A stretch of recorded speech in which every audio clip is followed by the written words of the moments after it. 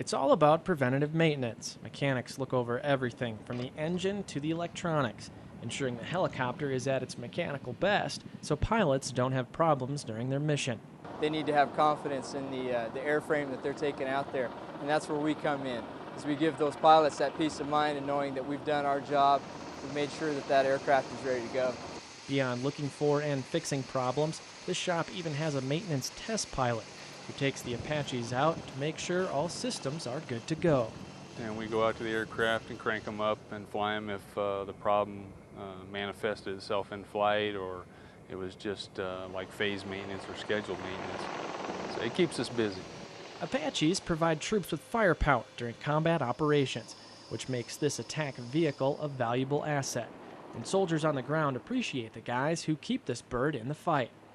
Every once in a while you'll run into somebody who's had our direct support out there on the ground, and they'll say, hey, you know, you're one of those Apache guys. We're really glad to see you when we need you.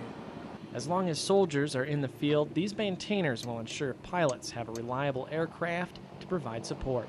Airman David Larva, Bagram Airfield, Afghanistan.